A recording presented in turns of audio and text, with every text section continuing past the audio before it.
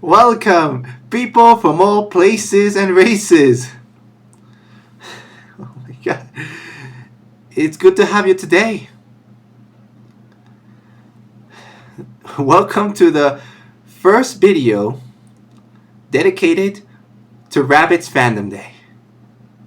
The special day where we celebrate the most important thing that the Rabbids franchise ever had. The fandom.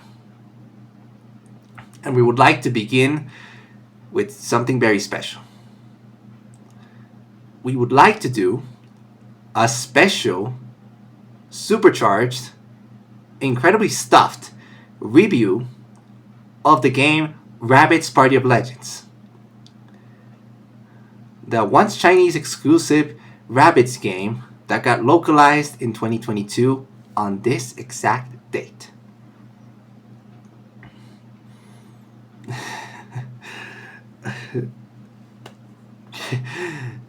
Let's begin, shall we?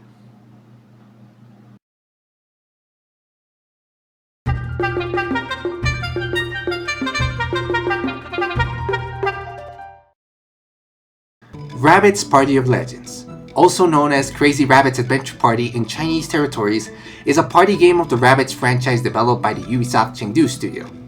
That is a reinterpretation of the book Journey to the West, as well as being highly influenced by ancient Chinese culture. The story goes that by unexpected events of life, the Rabbids are transported to ancient China thanks to their time washing machine. After doing their usual mischief, they cause the books of knowledge to be lost across all corners of the world. Seeing this, a powerful deity decides to block the access to the time washing machine and commands the Rabbids to retrieve the books in order to get their machine back. The game has a very fascinating story regarding its development because it was announced back in 2019 by Ubisoft as a Chinese exclusive for the Nintendo Switch in the China Joy event of that year, which is the biggest exposition of gaming and electronic entertainment in China and Asia. The game was quite the highlight at the time and had an important presence inside the Ubisoft booth, even getting a special ad dedicated to the game. Oh hey, it's Rayman! It appeared once again in the China Joy of 2020 with a huge booth dedicated to the game. It had statues of the main cast and a ton of decorations. All this was simply unbelievable. Oh, and in that same event, we got the release date of the demo that very same day and the confirmation of the full release slated for August 5th, 2021. We do believe y'all know what happened next. The game released in China to a great success, and we wouldn't enjoy the title until the release of the international version on June 30th, 2022. How did this happen? Thanks to the collaborative work of folks like Rabbit Loris, Aiden the Demon Cat, and of course, Franiel Martinez, who worked together for the amazing and incredibly awesome project known as Operation Shanghai, which was the operation and collaborative movement where we worked together in order to convince Ubisoft to release the game to other territories. I don't have the word for this. It was amazing. You all got to be there. This game was the start of something new in the Rabbids fandom. It was the start of the Renaissance era. It was the beginning of an age where the Rabbids fans would become one. They would be seen by others outside of the fandom and outside the internet even. By folks and fellas from all the places and races. By even other fandoms. They would start to get the recognition they rightfully deserve. And they would all show it by just being themselves and working together. It was incredible. Might say unbelievable. And not only that, but it was the beginning of something new for me. It was the beginning of my new life. After a lot of stuff that happened, some time before that, we saw this as a symbol. As a symbol that things would be better as time went on, as long as we never gave up and worked together. This game means a lot to me. It means more than one could ever imagine. And we do believe that we have to celebrate the title as it is. Talking about how is the game, what is the game, and a lot of stuff more related to it. And as such, we want to make a proper review of this incredible title. Let's go then!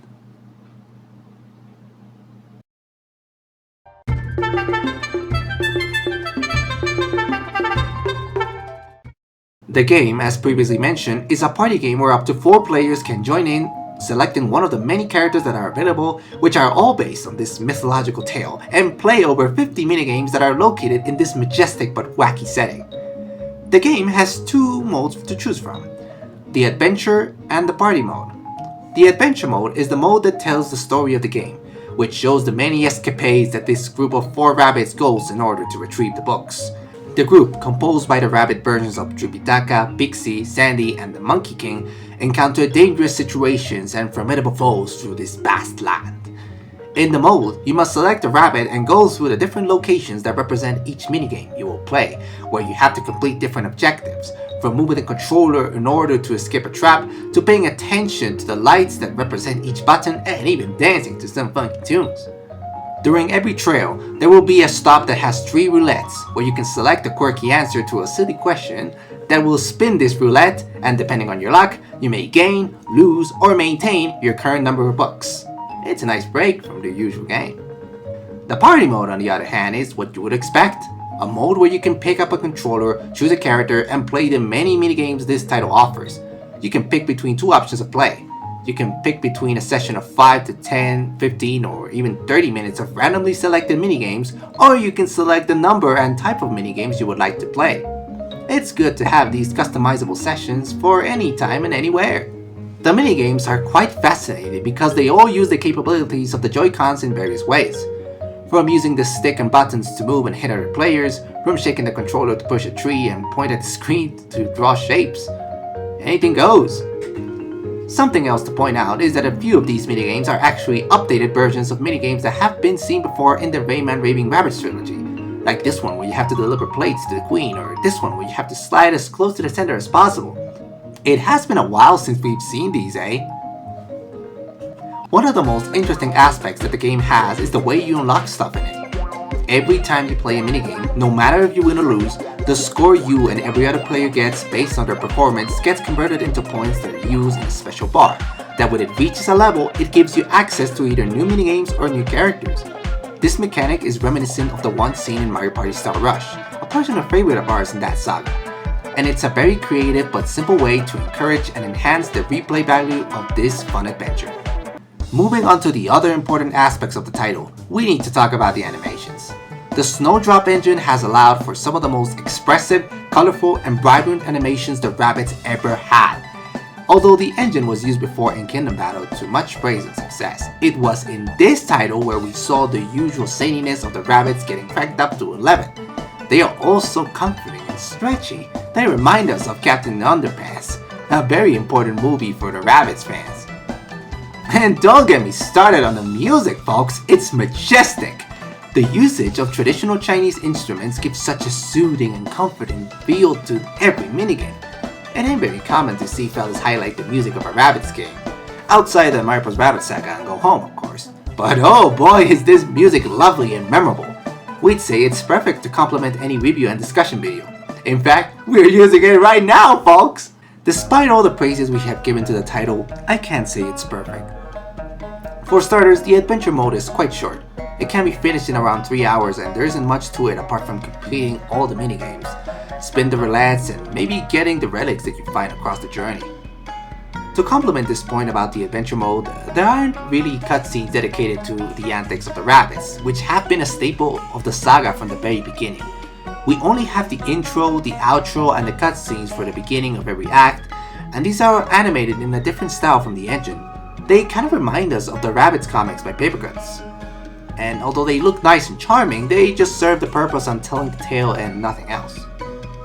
To finish off, we wish there was much more to do inside the title, at least compared to other Rabbids games. Like in Travel in Time, where you were able to explore the museum and check out everything it has to offer, from extra minigames to quizzes and finding fun Easter eggs.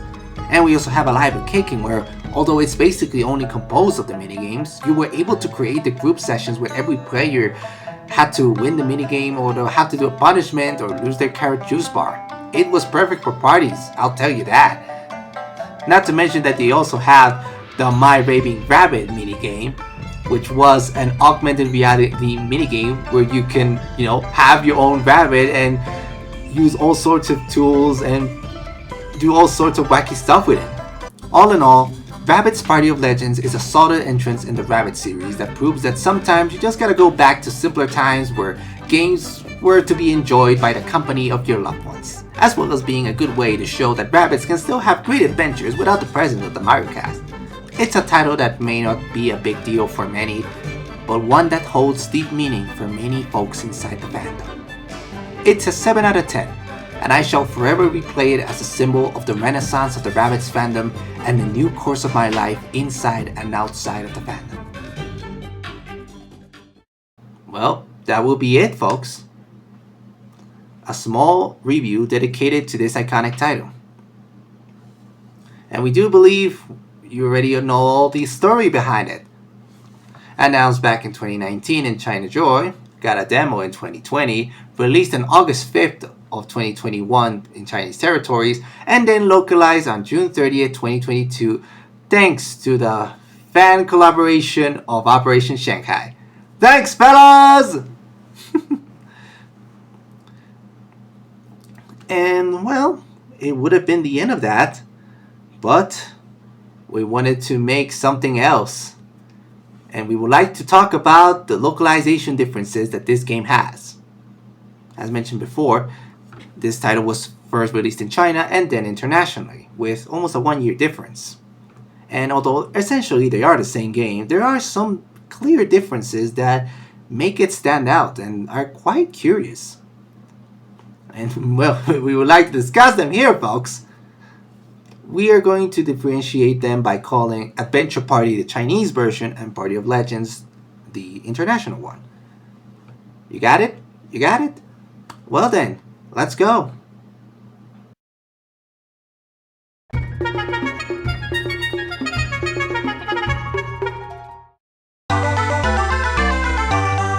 Let's start from the very beginning. Literally.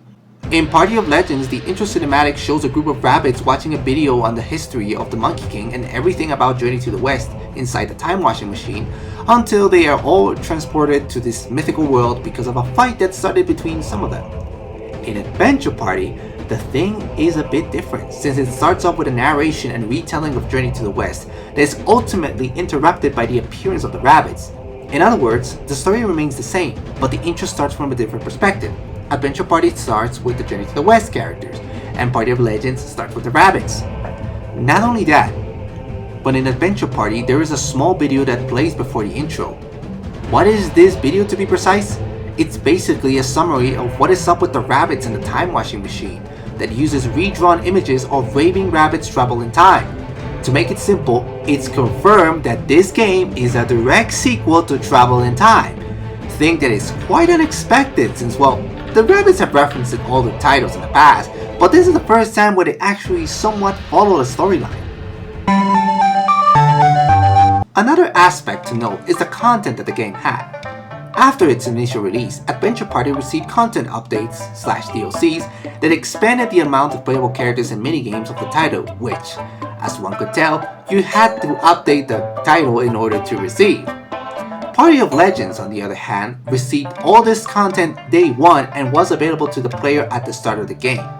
You could play with the new characters seen in both modes and enjoy the new minigames in the free play mode, since these minigames never formed part of the adventure mode. The content of the game is quite fascinating because it's basically the first mainline title to have DLC and have post-launch content, outside of the Uplay unlockables from the experimental era and the season pass of the Mario + Rabbids games, of course. This is a simple but very obvious difference. Adventure Party has 3 different types of Chinese dialects that can be used inside the title as language options. Party of Legends has a wider variety of languages from Italian to Portuguese and of course English, which also includes the Chinese dialects. We have to say, it's good to have these options and allow people from many places in the world to enjoy this lovely title in a comfortable way. This has to do with the availability of the game. Adventure Party is a Chinese Switch exclusive, therefore it can only be played on the Chinese Switch consoles. Party of Legends, when localized, was available for all major platforms, which included not just the Switch, but also PlayStation 4, PlayStation 5, Xbox consoles, and even Amazon Luna. Although it's a Switch game at heart, it's good to see that everyone can enjoy it everywhere and anywhere. That's the magic of localization, my fellas! This is a simple yet not really relevant one. Adventure Party has 4 options on its menu, which include the 2 game modes, the player and difficulty settings, and the options of the game. Party of Legends includes a 5th option dedicated to the linkage of your Ubisoft Connect account. This option is totally absent in Adventure Party because of Chinese policies. I don't understand why would we need this inside the title since it doesn't really have the functions of the other Ubisoft titles that utilize it, but hey, I guess that's just part of the company's games in this side of the world. Another regional difference used in both titles are the illustrations used in the menu. Adventure Party has the 4 main heroes posing heroically, and at the back we see various enemies and foes they will encounter. Meanwhile, Party of Legends has all the heroes and villains falling from the sky. These 2 images are the cover arts of their respective versions, and they both look epic. Welp, those would be the localization differences present in the 2 versions of Rabbids Party of Legends. But we aren't done here yet, folks. We're gonna do something else. We wanna make a collection of fun facts of the title that will totally blow your mind. Let's go then!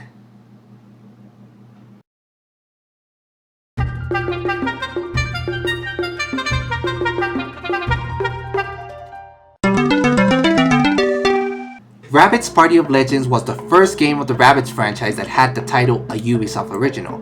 For those who don't know, and according to what was said by Ubisoft, this title is given to every game that was developed by one of their internal studios.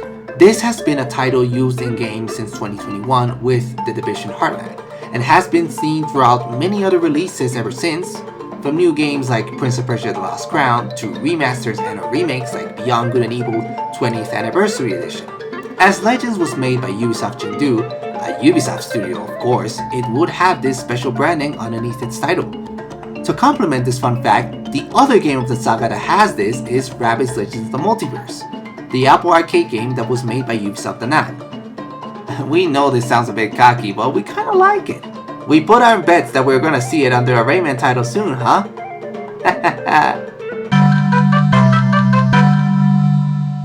In the game, there are these red rabbit-like fishes that are hazards in some of the minigames.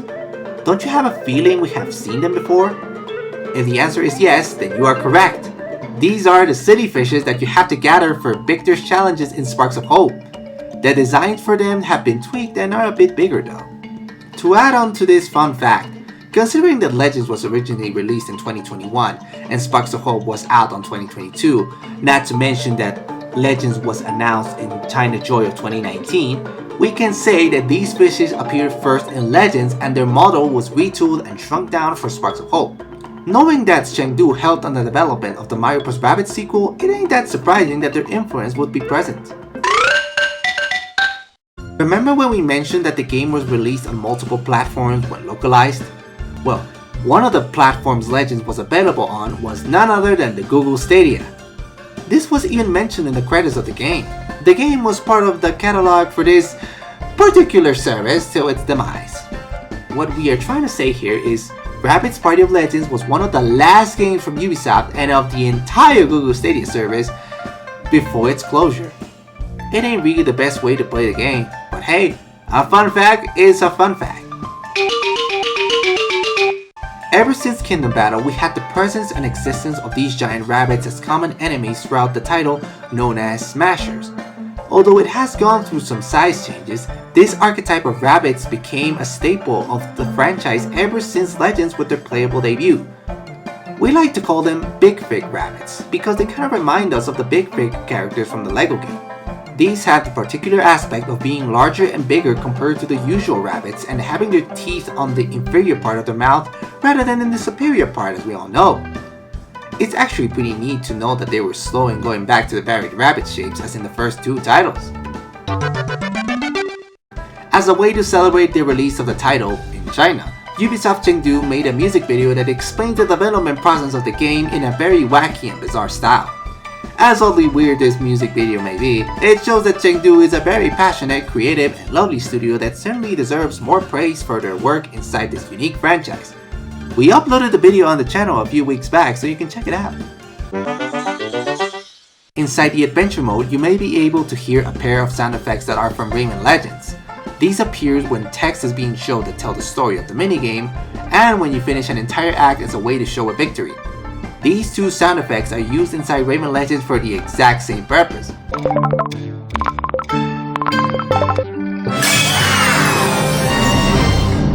Huh, what do you know? There's a Rayman and a Rabbids game that have legends on the title that share an element. That's freaking sweet! This is one that is more for the Latin American Rabbids fans. Aiden, Lemus, Kinos, I hope you're here to see. Although the Rabbids games had language options for Spanish ever since the beginning of the saga, Legends is the first title of the saga to have an option for Latin American Spanish, and in fact, it's the first Rabbids game to have a Latino Spanish dub in history. It may not be a big deal for many, but accessibility and representation is always welcome in this beautiful fandom. To complement this point, the narrator in the Latin Spanish language is none other than Humberto Solórzano, who is the dubbing actor for the Latin American dubs of characters like Wolverine from the Marvel films, J. Jonah Jameson from the Spider-Man movies, and his most important role, Grug from the Goonies. Man, it would have been so cool to have a Latin American Spanish dub for Sparks of Hope. Maybe someday. An unexpected event about this game came to The Crew 2 not so long ago. The Crew 2 holds always these events called summits, where the players are able to complete missions and get goodies. The summit that was hosted from January 18th to 25th of 2023 was about Party of Legends and featured the main cast as the poster boys for these missions, and one of the rewards you were also able to get were some stickers of the cover art for your card. Unexpected, but pretty neat. Remember when we mentioned that the game was available in many other platforms and even so it was a Switch game at heart? Well, this is a real thing because of the control scheme. The Switch version of the title only allows single Joy-Con controllers and nothing else. Meanwhile, the other versions like PlayStation and Xbox use traditional controllers. Although we appreciate that they adapted the game to other controllers for other consoles, things that we haven't seen since the first Rayman Raving Rabbids, it feels odd to have this change and not being able to use this new way of play on Switch. Even so, it ain't something that ruins the experience since the Joy-Con controllers are the best way to enjoy the title. Just like old times, eh? Wait folks, we're not done. This one wasn't planned, but here it goes. Remember a few weeks back when we talked about Ubisoft Da Nang and Rabbids Multiverse and we said that there wasn't really original music? Well, this wasn't really true. Turns out that the main theme of the game, the one we can hear in the launch trailer for it, was composed by Tom Salta, who also worked with a few people in the music of the game. One of these particular fellas is Luo Yang. And what does this have to do with Party of Legends, and who is Luo Yang, you may ask? Well, they are responsible of composing the music for the title alongside the Bao Gai Shen studio. Not much is known about the fella, but they have worked on a few other recent games. The most relevant being Tales of Hong Yuan, a Chinese RPG game for Steam that has a soundtrack with very similar vibes to Party of Legends. This is pretty neat. You know, this clarification would have not been needed if Ubisoft would have already released the soundtrack by now. It's Rabbids Fandom Day, for Pete's sake. It's been 3 years. We want to have a proper way to listen to the soundtrack. It's beautiful. Okay, we'll calm down. We'll calm down.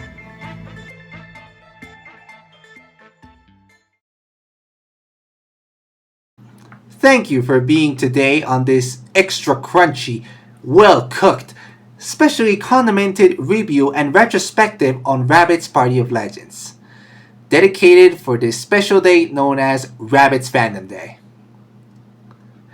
We hope you enjoyed this video because we really enjoyed making it. And we hope you get to enjoy or keep on enjoying this wonderful title. And of course, this is just the beginning. We hope to still see you around today, folks, because we got a ton of more surprises dedicated to Rabbids Fandom Day. We hope to see you there. With all that said, we wish you the very best. We wish you a very happy Rabbids Day, and we'll see you around!